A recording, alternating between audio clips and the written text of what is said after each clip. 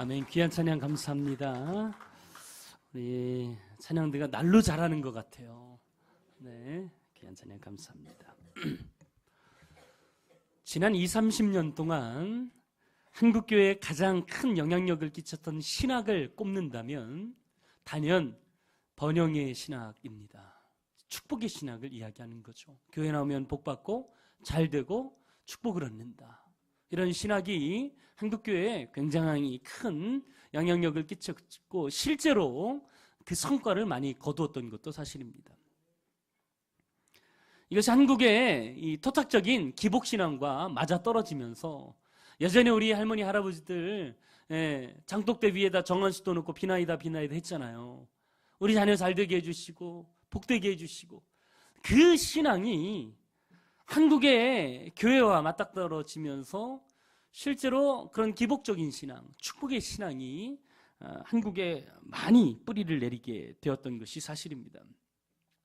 물론 하나님께서는 우리에게 복 주시길 원하세요. 성경은 그것을 강하게 이야기합니다. 하나님은 우리가 잘되고 이 땅에서 더 풍성해지길 원하시는 분이 바로 하나님이신 줄 믿습니다. 그럼에도 불구하고 이 번영의 신학, 축복의 신학의 가장 중요한 문제점은 이 축복과 번영이 예수 믿는 모든 사람에게 다 적용되는 건 아니더라는 사실이죠. 어떻게 보면 예수 믿고 구원받아서 주님께 복받은 사람도 있는가 하면 더 힘들어지고 어려워지는 사람도 분명히 있단 말이죠. 자, 예수 믿고 구원받았어요? 내가 이제부터는 죄 안 짓고 부끄러운 짓 안 하고 정말 하나님 앞에 떳떳한 믿음의 사람이 되리라. 그리고는요, 그 전에 했던 모든 것들을 청산하고 바르게 산다고 생각해 보십시오. 그러니까 주변에서 얼마나 욕을 많이 하겠어요. 너만 교회 다니냐? 교회 다녀도 곱게 다니지. 뭐 하는 짓이냐? 다른 사람의 피해는 주지 말아야지. 시기와 질투, 심지어는 왕따까지 당하는 게 지금 이 세상입니다. 적당히 보조를 맞춰줘야만 사람들이 인정하는 세대가 왔어요. 오히려 다른 사람 교회 다니고 믿음 생활하는 사람들이 오히려 더 욕하죠. 더 바르게 살려면 힘들게 하는 게 지금 이 시대예요. 여러분, 도대체 왜 우리가 하나님의 말씀대로 살려고 하는데 때로는 힘들고 어려운 고난의 길이 우리의 삶 가운데 펼쳐지란 말이죠. 성경에 보면 그런 대표적인 인물이 삭개오이죠. 삭개오는요, 예수 믿기 전까지는 잘 나갔던 사람입니다. 물질도 굉장히 많고 사회적인 지위도 굉장히 높았던 사람이에요. 세무서장 하면 꽤 좋은 직업이잖아요. 그 당시에 무소불위의 권력을 갖고 로마를 등에 업고 엄청난 부와 권력을 휘두르던 사람이 삭개오였습니다.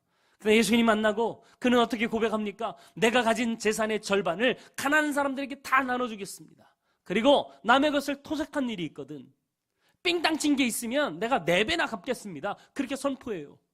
반은 어려운 사람들 나눠주고 나머지 있던 반 가지고 다른 사람들 토색한 거 갚다 보면요, 어떻게 보면 삭개오는 예수 믿고 쪽박 찬 인생이 되어버리고 말았다는 거죠. 그런데 어떻게 우리가 삭개오가 실패했다고 이야기할 수 있겠어요? 물론 삭개오 인생이 훨씬 더 의미 있고 놀라운 인생으로 변한 건 사실입니다. 그런데 세상적으로 볼 때에는 그를 축복돼 세상적으로 번영했다, 복 많이 받았다라고 이야기할 수는 없는 거죠. 자, 오늘 성경 45절부터 나오는 이야기가 무슨 이야기냐면, 자, 예수님께서 오병이어의 기적을 일으켰었어요. 제자들은요, 예수님 때문에 새로운 인식의 문이 열린 거예요. 와, 예수님이 정말 우리가 기다리던 메시아구나 라는 사실을 깨닫고요, 거기에서 더 누리기를 원했어요. 그런데 예수님이 갑자기 제자들을 재촉하세요. 너희들 빨리 갈릴리 바다 건너가서 반대쪽으로 가 있어라. 자, 그 이유가 뭔지 성경을 봤더니 그 당시에 예수 믿고 예수님을 중심으로 모였던 사람들이 한 2만 명 정도 됐거든요. 그들 모두가 오병이어 보리떡 5개와 물고기 2마리를 가지고 배불리 먹고도 엄청나게 남는 그런 기적들을 경험합니다. 그랬더니 이 사람들이 일순간에 일어서서 뭐라고 얘기하냐면 저분을 우리의 임금 삼아야 됩니다. 저분이 우리의 임금이 되시면 우리는 잘 살 수 있습니다. 적어도 배고프지 않고는 살 수 있지 않습니까? 그리고는 예수님을 임금 삼으려고 하는 놀라운 시도가 거기에서 펼쳐지게 돼요. 자, 우리가 읽은 본문에는 나오지 않지만 똑같은 사건을 요한복음은 이렇게 기록합니다. 요한복음 6장 14절 15절 말씀이에요. 같이 한번 읽어볼까요? 앞에 떠 있습니다. 시작. 그 사람들이 예수께서 행하신 이 표적을 보고 말하되 이는 참으로 세상에 오실 그 선지자라 하더라. 그러므로 예수께서 그들이 와서 자기를 억지로 붙들어 임금으로 삼으려는 줄 아시고 다시 혼자 산으로 떠나가시니라. 할렐루야. 예수님을 억지로 임금 삼으려는 이 시도가 그 사람들에게 있었기 때문에 예수님은 산으로 가셔서 기도하셨단 말이죠. 그리고 제자들은 재촉해서 너희들 먼저 바다 건너서 나를 기다려라. 지금 그런 상황이에요. 예수님께서는 지금 맹목적으로 자신을 추종하는 세력들을 뒤로하고 혼자 산에 올라가셨어요. 그리고 제자들을 빨리 반대편으로 가라고 재촉하셨어요. 모든 것을 뒤로하고 세상의 인기, 세상의 권력을 다 뒤로하고 하나님의 뜻대로 하나님의 방법대로 살겠다고 결단하고 지금 예수님은 기도하러 가셨고 제자들은 그 말씀에 순종해서 배를 타고 바다 건너편으로 건너가고 있는 상황이 오늘 본문 말씀이에요. 그런데 오늘 성경에 보면 순종하고 간 그들의 뱃길은 순탄치만은 않았다는 거죠. 갑자기 바람이 붑니다. 풍랑이 입니다. 배가 이리저리 휩쓸리면서요. 처음엔 그래도 갈릴리에서 주로 어부 생활을 했던 제자들이 많았기 때문에 자기 실력으로 다 할 수 있다고 열심히 노를 젓고 힘차게 그 고난의 환경에서 헤쳐나가려고 노력했겠죠. 근데 가면 갈수록 배에는 물이 더 들어오고 제자들의 힘은 빠져가기 시작해요. 자, 여러분, 여기서 우리가 정말 살펴봐야 될 중요한 포인트가 뭐냐면 지금 이 사람들이 당하고 있는 이 고난의 현장은 예수님의 말씀에 순종했기 때문에 일어나는 현상이었다는 거죠. 아니, 예수님 말씀에 순종했는데 왜 인생이 어렵고 힘들고 문제가 생기냔 말이죠. 자, 이럴 때 우리의 인생은 어디로 가야 됩니까? 우리는 도대체 무엇을 하며 살아야 되냔 말이에요.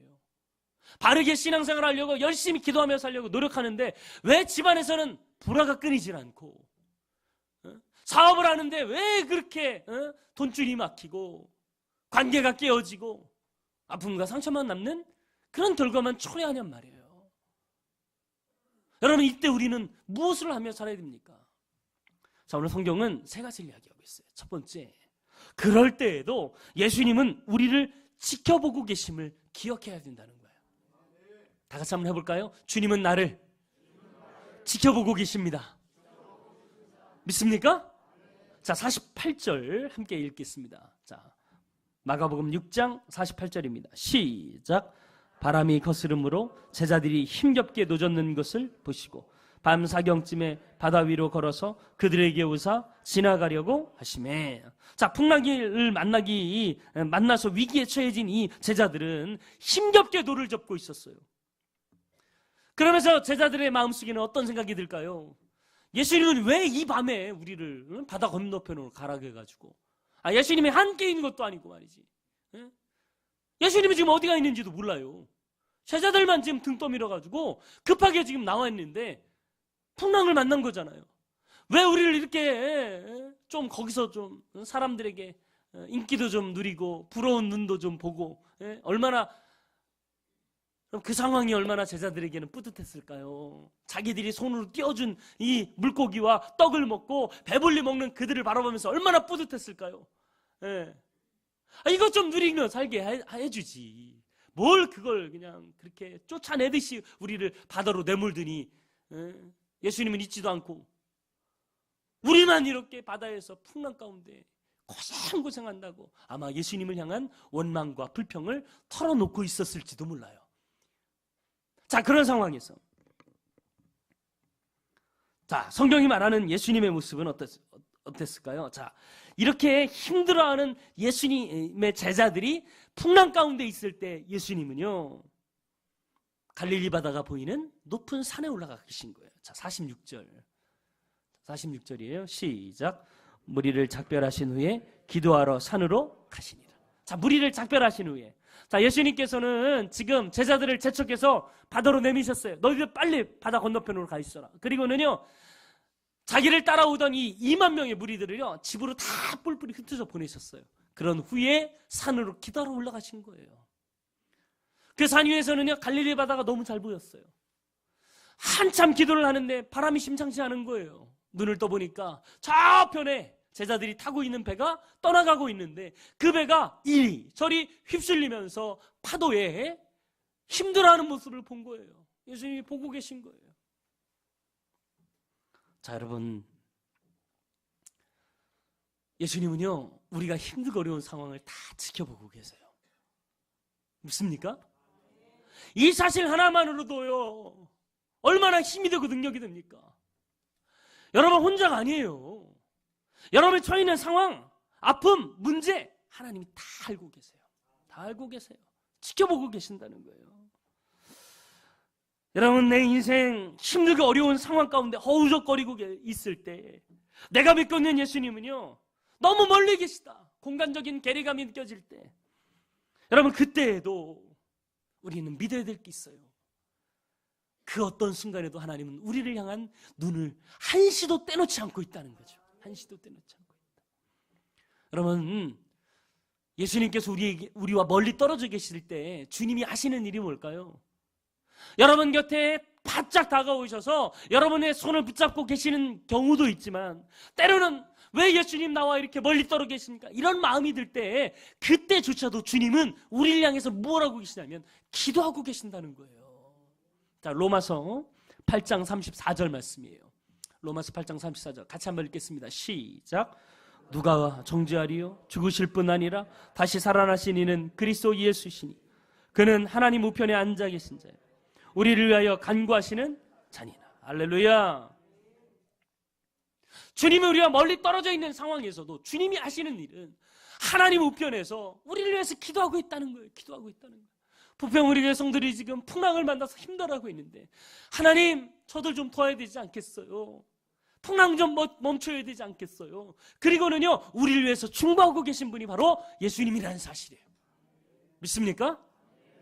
여러분, 주님은요, 우리와 멀리 떨어져 있어도요, 우리를 그냥 두지 않으세요. 계속해서 우리를 지켜보시고 우리를 향해서 중보하시는 분이 바로 예수님인 줄 믿으시길 바랍니다. 그 다음에 사도 바울이 뭐라고 고백하냐면요, 로마서 8장 35절 말씀이에요. 누가 우리를 그리스도의 사랑에서 끌으니요? 환난이나 곤고나 박해나 기근이나 적신이나 위험이나 칼이랴. 여러분, 그 어떤 것도 하나님과 우리 사이에 이어진 사랑의 끊을 자가 없다는 거예요. 그 어떤 것도 끊을 수 없다는 거예요.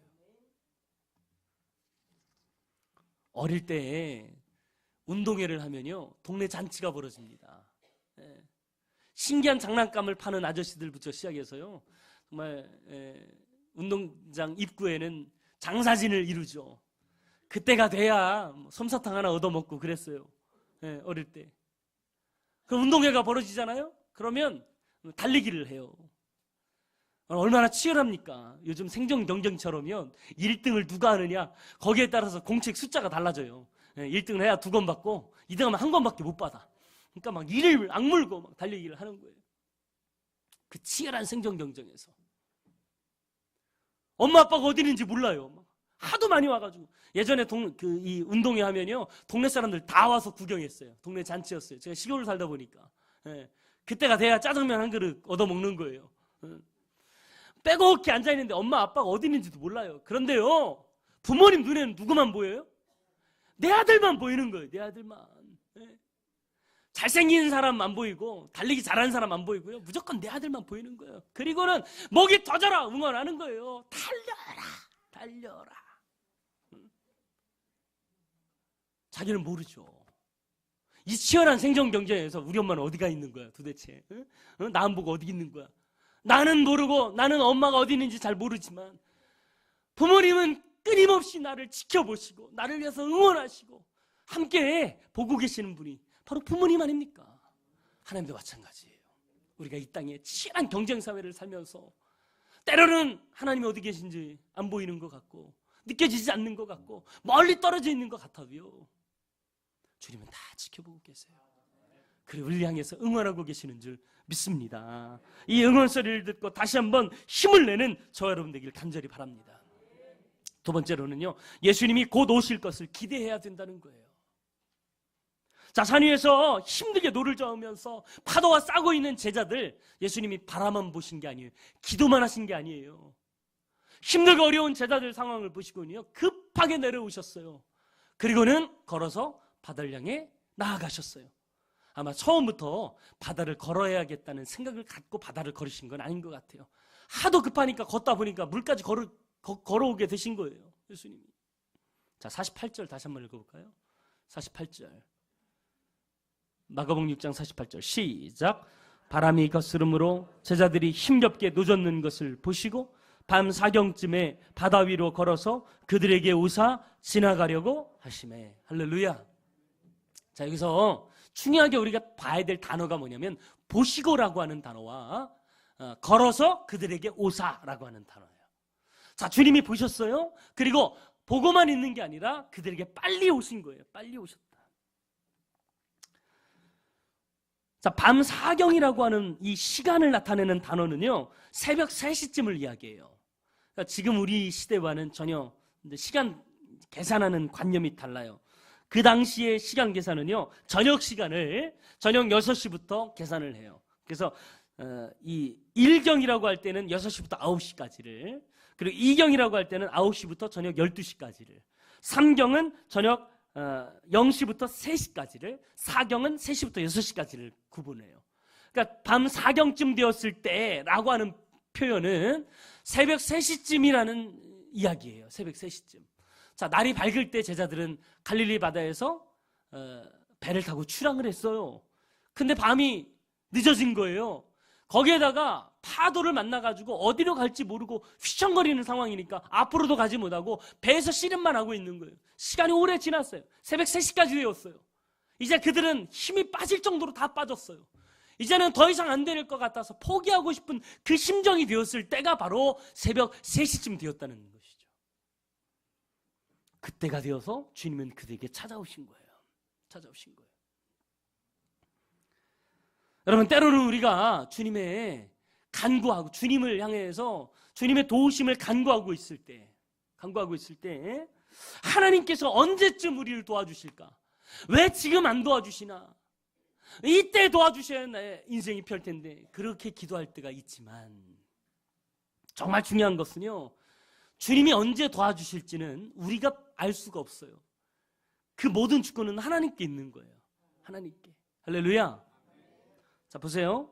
바닷가에서 응급구조요원들이요, 구조하기 가장 어려운 사람이 누구냐고 물어보면 대부분 이렇게 이야기합니다. 허우적거리는 사람을 가장 어렵다 그래요.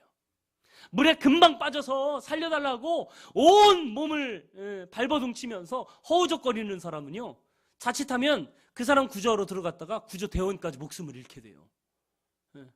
구조대원한테 온 몸을 맡기고요, 힘을 다 빼야 구조할 수가 있어요. 근데 아직도 힘이 남아있어서 발버둥치고 허우적거리면서 살려고 노력하는 사람은요, 결국 그 사람을 구하러 들어갔던 사람까지 위험하게 만드는 거예요. 그 구조대원들이 대부분 그래요. 가만히 둔대요. 허우적거릴 때까지 허우적거리도록, 힘이 빠질 쯤 되면 그때부터 이제 구조를 시작한다는 거죠. 왜? 그래야 자신도 안전하고 그 사람도 안전하게 구조할 수 있거든요. 구조할 수 있거든요. 대부분 허우적거릴 때는요, 튜브 하나 던져주고 네가 알아서 해, 그러죠. 이게 뭐 안전요원이 자기의 사명을 이렇게 외면하는 게 아니고 그래야만 안전하게 구조할 수 있는 거예요.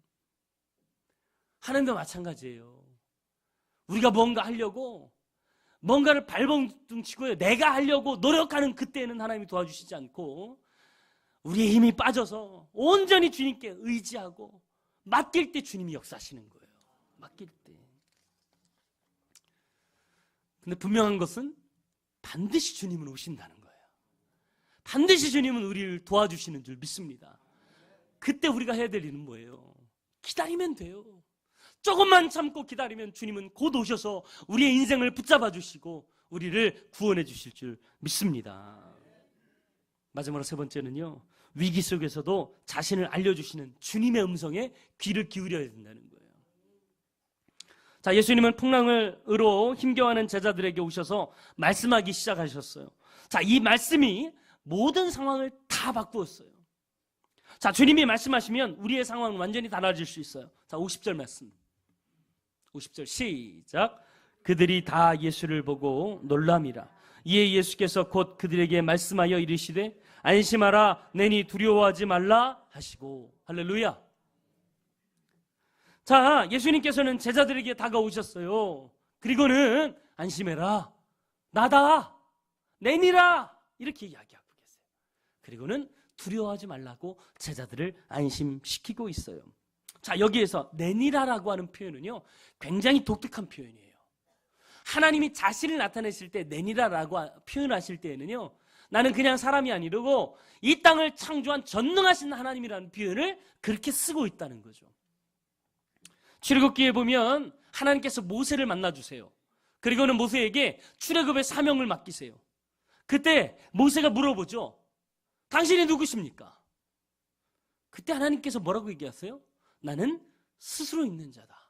나는 스스로 있는 자다. 여러분, 스스로 있는 자라고 하는 이 표현을 영어로 이야기하면 I am who I am 이라는 뜻이에요. 나는 나로서의 나다. 나는 그냥 나다. 내가 누구냐고 물으신다면 나는 나라고 대답하겠다, 이렇게 이야기하신 거예요. 도대체 이게 무슨 뜻이에요?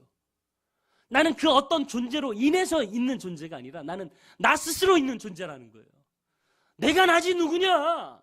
이 세상을 창조하고 나 스스로 나를 이끌어가시고 나 스스로 내 존재가 있게 하시는 분은 이 땅에 하나님밖에 없는 줄 믿습니다. 나머지는 다 피조물이에요.